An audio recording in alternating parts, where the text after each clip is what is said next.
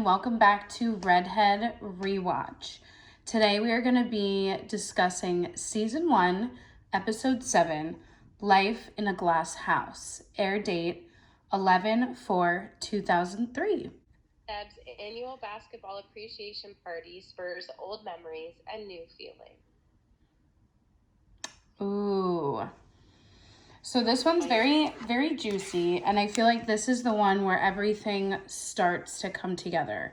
Nathan and Haley's relationship, Karen and Deb start forming their alliance friendship relationship. Karen and Keith start doing their kind of first dating relationship experience. It starts off with Brooke and Peyton and Lucas, like everybody's talking about the game. I don't know how many times, and they've talked about this. They talked about this in Drama Queens. Like, I don't know how many more times Peyton could have said to Brooke, do you like Lucas? Do you like Lucas? Do you like Lucas? Okay, well, if you don't like Lucas, I like Lucas. Then that whole time, while she's like, no, I don't like Lucas, Brooke, like Peyton's like, no. She then turns around and starts flirting with him and is like, sir, are you going to this thing? Are we going to hang out at this thing together? Like, when you know that Brooke said to you, well, I like him then. Yeah, the fact that it was like back to back too, like the opening scene is literally her and Brooke talking about it. And then right after, she sits with Lucas, and after Brooke's like, all right, see you guys later. You know, she literally's like, gives some weird synopsis story, like, so girl meets boy. And boy is ex-boyfriend's brother. What's gonna happen at the party? Maybe he should attend. Like, you just told your best friend you're not interested in him, and now you're making some flirty tale for him to come to the party so you can hook up with him, essentially. Rule number one, why I think Peyton's a shitty-ass friend. That was strike number 1 or 2. Well, and, like, it's just so annoying. Like, it literally shows Peyton and Brooke talking, chatting about, like, the game and, like, how she was drunk and how she, you know, what she did, or she was on drugs or whatever at the basketball game. And then she's like, so are you excited, like, for Lucas? And she's like, nothing's happening with Lucas. Well, what about Nathan? And she's like, well, no. And Brooke's like, okay, well, then I like Lucas. And then she literally turns around, goes, sits down with Lucas, and is like, sorry, hang out this. Like, it's just, it's so, and like, yes, what Brooke does this episode's like not okay. And like, she gets bitchy, but that's because of what Peyton did and like how Peyton treated her and acted towards her. Like, so then we cut to Nathan and Haley studying, and Haley giving him the cute little study guide cheat sheet, like kit thing. And just like this whole episode, I love every single outfit Haley has on. I love her t-shirts. I love the little like corduroy pants with the long sleeve thin shirt with the layered shirt under it. Like, I honestly did love Brooke and Peyton's outfits too, like the leather jackets with the t-shirt with the jeans. Like, it's and you were saying earlier while we were watching it, like, you know, you like watching the earlier episodes more than, or the earlier seasons more than the later seasons. And I think that goes along with just the simplicity of everything, like just how life was in the early 2000s, fashion, makeup, hair, like everything. It was just like in high school, you wore like lip gloss. Now kids wear like foundation and contour and lashes and brows and lips, and like literally you wore lip smackers. Like, you know, and even the, yeah, and like even the style was just like you wore jeans and a t-shirt. Like, that's what you wore to school. So I think that just like all ties in with just the simplicity that I love about One Tree Hill especially, but like just shows in like Dawson's Creek, like all the shows that take place in the early 2000s. But yeah, and we start to see like Nathan starting to like Haley, Haley starting to like Nathan. That's kind of a common theme throughout the entire episode, is Haley basically jumping around to everyone and being like, yes, I like Nathan, you know, and everyone being like, be careful. be careful. And she's like, I get it, thanks. Yeah. And I loved in the Nathan Haley study scene where he goes, oh, you can just text message me the answers. Yeah, right. Like, it's just like, it's so crazy how things have, like, just text message me the answers. Yeah. But yeah, I love Haley's t-shirts. And then we get to the party. Well, can we talk about the scene quick with Haley and Lucas when she's like telling him that she like Yes. kind of has feelings for Nathan? Yes. I absolutely love that scene, and like I told you when we were watching it, just like the little quirky way she's like literally fumbling and like doing a tie while she's like nervously telling him that she like kind of likes him and everything. I just like another reason why I just love Haley and her character and how Bethany just like makes her, she's so Haley, and those little things just add into her character being so awesome. Mm-hmm. And you know, and then Lucas is, you know, of course upset about it, but then we're sitting here thinking like, dude, you're literally like flirting with two different girls right now. Like, you are the Nathan, and Nathan is not being the Nathan. Like, you're the new Nathan. Well, and that's kind of what, I mean, I feel like definitely from here on out, that's kind of what happens. Like, Nathan and Lucas really just switch roles. Like, Lucas becomes the biggest douchebag jerk in the world. Cool, like, two girls after me. I'll take advantage. And then Nathan becomes this really sweet, kind boyfriend, like, dreamy relationship goals character, you know? But yeah, that scene's really cute. I love how she's like tying the tie, and you know, again, this is definitely where Lucas starts to become like the worst character. Like, it's like, well, I'm upset about it, but like why is she even having to come to you and say anything? Like, she shouldn't. She should just be like, hey, like, I think I like Nathan, you know, and he should just be like, oh, like, you know, like, you just talk and be supportive. Like, she shouldn't be like asking for permission. And she says she's not, but like, she is. You shouldn't. He's doing that as a courtesy. Yeah. Not asking permission. Yeah. She's doing that a nice friend. Like, here, she's not asking, is it okay? Like, she's telling him. She's not asking. Yeah. And I mean, at the end of the conversation, he is like, I get it. You can't control who you like. Like, if anyone gets it, I do. Blah, blah, blah, whatever. But yeah, I thought that scene was cute. And I like, especially, there's a lot of Haley Lucas scenes, friendship scenes in this episode. And we were talking about it when we watched it. I'm just glad that they kept it really platonic and really like brotherly, sister, like sibling vibes. And there was never any, like, inkling of, like, chemistry, relationship, like, do they, you know what I mean? Like, there was none of that. Like, it was just strictly friendship, strictly sibling relationship vibes, like, and I liked that. I did like the cute, like, scenes with them.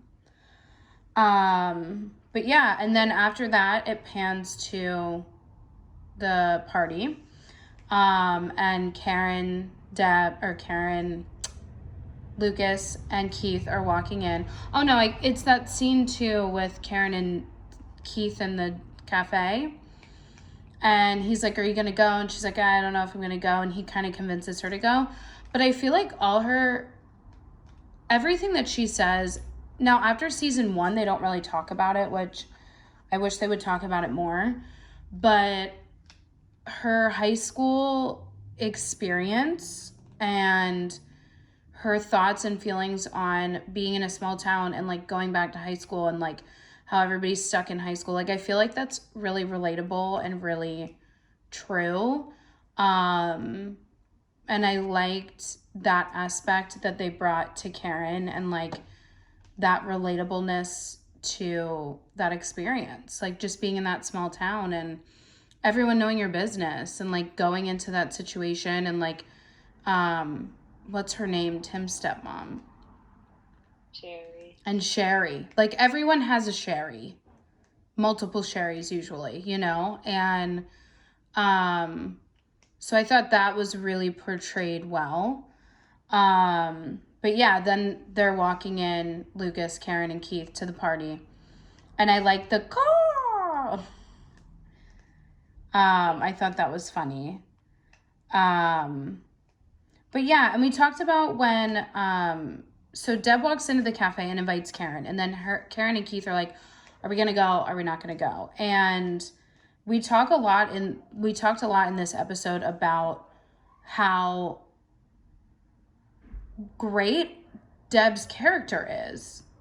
And like, especially in the first few seasons before she gets all crazy and drugged out and all the things, she gets back to that, towards the end. But I just really love her character so much in especially the early seasons and when we're introduced to her. And Karen even says in the episode, like, I really didn't want to like you. I loved that on it. Yeah, and I feel like that's kind of how everyone was. We were introduced to, Karen first and knew her story first. And I think that, when you're introduced to Deb, especially when it's later on, and she's kind of like the other woman, she's like the second one that Dan got pregnant and whatever. You don't want to like her, but she's so likable and she's so beautiful. And she's, like you said when we were watching it, like such a MILF. And I just love the portrayal of these two women's relationship in a really sticky, complicated, weird situation. That they're never catty, they're never competitive, they're never nasty. Like Deb, especially like right away, was very like nice to Karen and kind to Karen and open, and inviting her was like very big of her and nice. And with the Keith and Karen scene in the cafe, we were talking about, Keith is such a good character that, like, I feel like everybody who watches the show knows that and is in love with him and obsessed with him, and just like Keith is everything. And they talk a little bit in the Drama Queens podcast about how Mark was the one who wanted him, to be killed off. It was Mark's decision, obviously. They didn't want to pay him. And I think Mark had a lot of jealousy towards Craig Sheffer, who played Keith, because a lot of the girls respected him and looked up to him and had a good relationship with him. And obviously they were all creeped out by him. So I think that a lot of the, like, when, Keith's the alcoholic, like the jokes and the scenes with that and, all of that bullshit with Keith, I feel like he was trying to, I guess, make Keith not look as, like, great as, perfect and amazing and whatever. But I just can't see how Karen was never with him. Or, like, never dated him. Like, he talks about, and even in season 1, like, Keith played basketball. Like, maybe he wasn't the star basketball player, but he played basketball. He was on the basketball team. Like, he was probably like a Lucas, like the popular kid, but like broody and nice. Like, you know what I mean? So it just, like, I don't understand how Karen was ever with Dan, but was never with Keith. Yeah, literally. And even when he was, like, basically fathering Lucas and, like, raising Lucas with Karen, you know what I mean? Like, for nothing to have ever happened, or, like, it's just, like, hard for me to believe. It's hard for me to believe. But yeah, and then, they enter the party, and then we start with the party. And I really liked the capo. I thought that was really funny. Oh, hold on. Okay. I thought that was really funny. But yeah, so then, do you have anything else to say about those beginning scenes before the party? Nope, I'm ready to deep dive. Dive on into the party. So then we get into the party. I mean, with lots of these big things that they do for the episodes for the show, it's really hard for me to believe that in high school this would ever happen. The boy toy auction. This party, and you said it when we were watching it, it's like, why are the cheerleaders there? You know what I mean? I mean, I guess it's for the basketball team. I guess it's to raise money, I think, right? For the basketball association of the school. So I guess they want like the cheerleaders' parents. And like, that's the other weird thing. Brooke talks about how her parents are there, but you don't see her parents. Right, or it's never brought up again and they're never home anymore. Yeah, it's weird. But a lot of Whitey is the MVP of this party. Like, he's going around throwing zingers at Dan, and he has that really sweet moment with Karen and Keith at the bar where he's like, seeing you in my gym like really brings back the clock, you know? You raised a fine boy. I love Whitey. I mean, Deb's the best. Her zing at Dan which that's the bartender, that girl. She was the one who made out with Nathan on the bus in the pilot. And she's the one who was the bartender. And, you know, when they're flirting and then Deb comes over, you know, she could be young. She's young enough to be your daughter. And in this town, she probably is. And he's like, ouch. I thought that was really funny. And those are the things, too, that make me love Deb so much. And I think it's a huge testament to Deborah Allen Wood, who plays Deb. I think she's just, like, the coolest. But, yeah, Karen's relatable high school experience, the, whatever her name is of it all.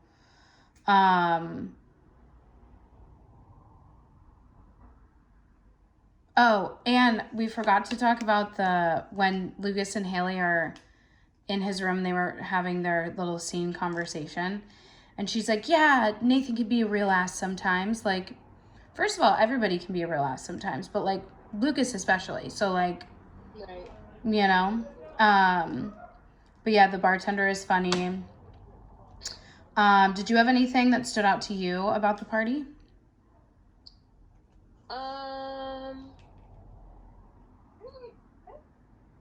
Sorry.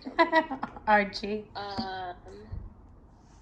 Yeah, I think like what stood out to me was kind of, they really emphasized and focused on Brooke stirring the pot the whole night.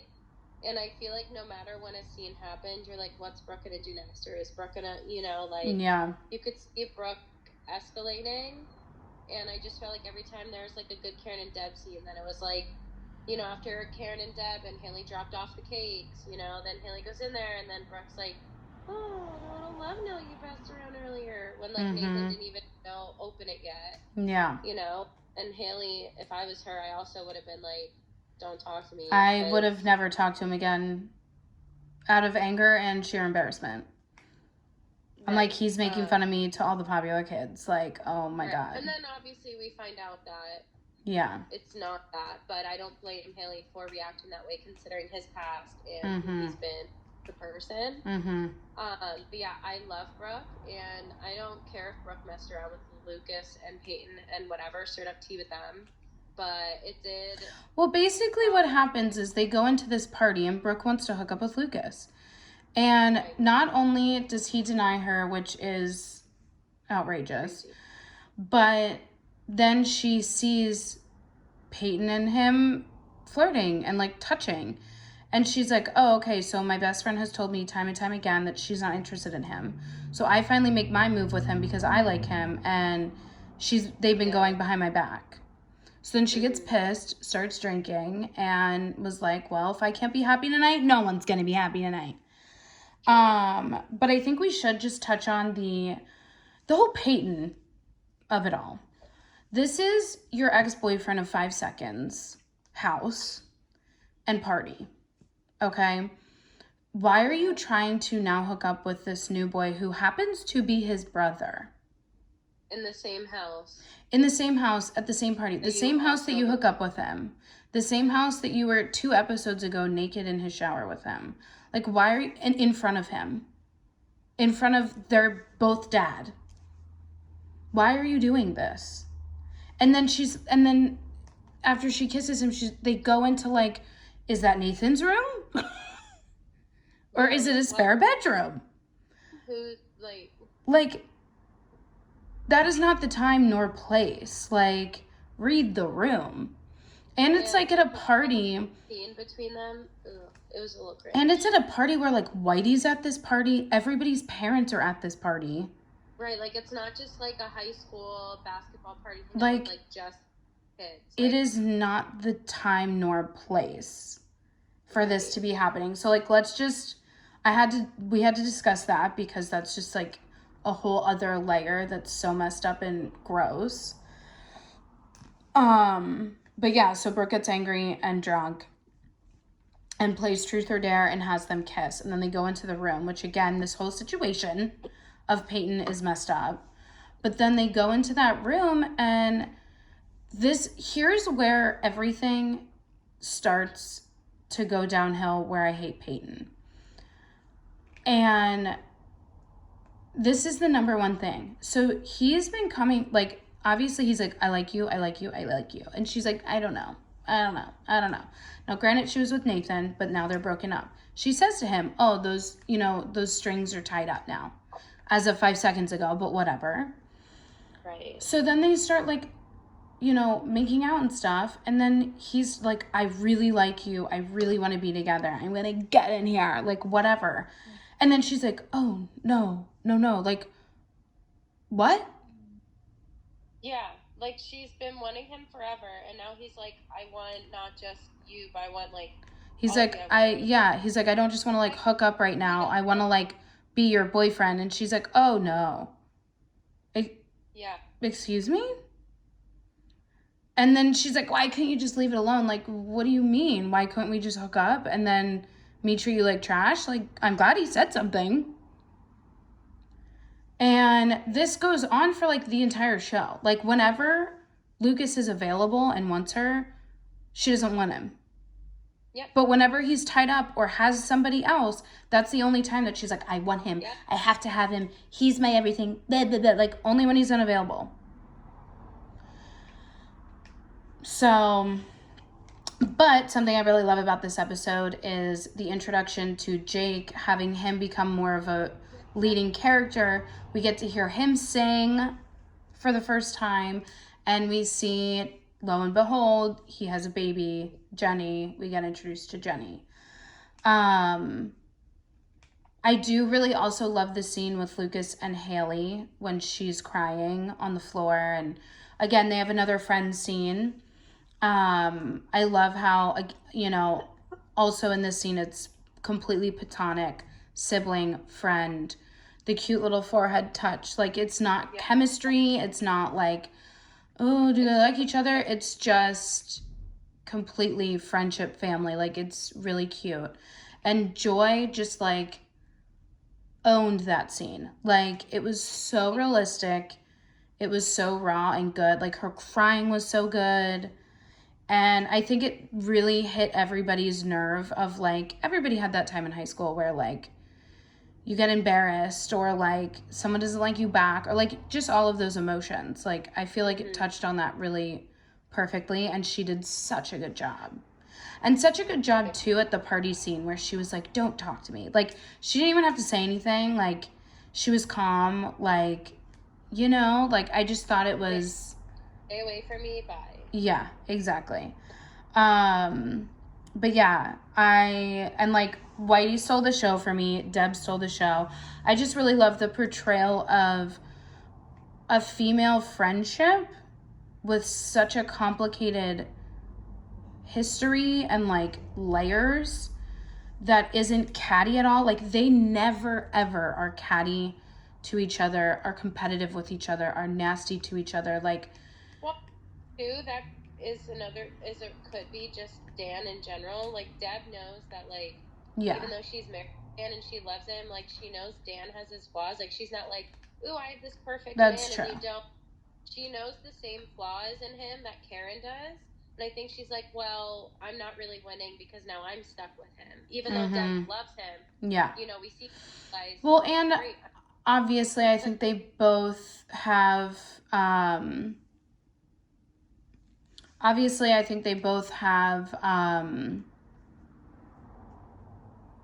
the similar experiences. Like, they both went through the same traumas of, like, getting pregnant young, going through that whole thing. And I think that is also kind of the groundwork of, like, mutual respect and admiration for each other.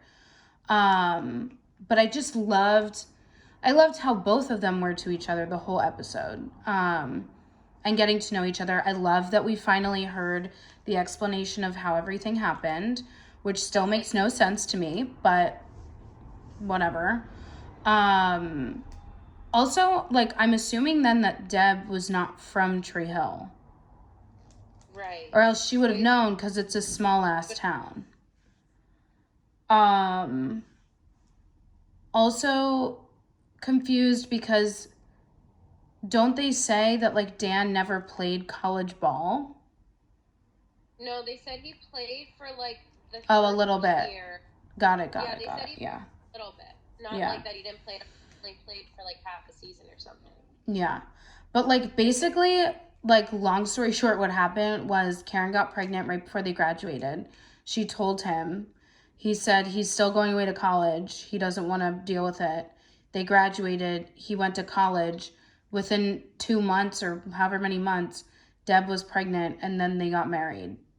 And then he's like, oh, okay, I'll stick by you. Like, what's like, the difference? You're literally only, like, I guess he thought he could only abandon one kid. Like, right. Yeah. I just feel like it should have been an all or nothing situation. Like, you know? Also, you would think that, like, it's pretty traumatic having a teen pregnancy, whether you're the guy or the girl. Well, I mean, it's way more traumatic for the girl, but it's way more traumatic for the girl, but still, it's pretty traumatic. You would think he would be a little bit more smart. Mm-hmm. First of all, getting into a relationship that quickly after. And second of all, just, like, in general, not getting someone pregnant, you know? But I loved that. Yeah, Deb is the MVP. Whitey's the MVP. We'll touch a little bit. I'll call this music madness, about the music of the episode. Obviously, I think the highlight, my favorite, is Brian Greenberg singing to Jenny. Yes. Hello. Yes. The Boss House song from the beginning, She Got It So Fat. That was a love of mine. And then obviously the epic Maroon 5, She Will Be Loved, Train, Calling All Angels, which you hear in anything that you watch from 2003 to 2010. Classics nonetheless. But yeah, do you have anything else that you wanted to say about the episode? No, I think you kind of... All right, and then we'll end with the I do want to be and I don't want to be. Okay. So what's yours? I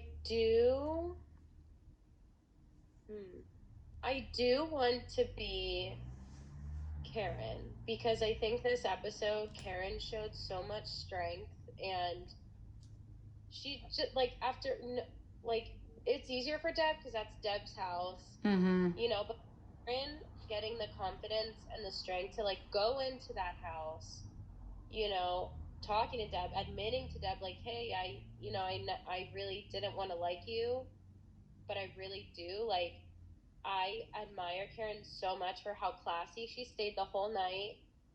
You know, like, when Dan went to her and he was like, why are you doing this to me? You know, she's like, she's not doing anything. She's finally trying to come to peace. Mm-hmm. You know, trying to make a friend in this town, you know, and I just really admired Karen for how she was in the episode. So I'll say Karen. Mm-hmm. I don't want to be Nathan, because I can imagine how crappy he felt after Haley found his note and was like, stay away from me, don't talk to me. Well, and I feel like he kind of got the shit end of every stick, except for when him and Haley start liking each other. Like, Peyton was like, I'm never getting back with you, you suck. Brooke was like, Peyton doesn't want to get back with you. Brooke was like, Peyton wants to get back with you. And then she was like, yeah, Peyton doesn't want to get back with you. And then she did the whole thing with Haley. And then Haley's like, don't talk to me. Like, and he's just like, what the heck? Put some ice on it, Brooke. Like, regardless, even though he's like, you know, starting to like Haley and really over Peyton, you know, just for that closure, like seeing her make out with Lucas in his house, like I definitely, and the Yeah, and that whole thing, the Peyton Lucas in front of him in his house, like.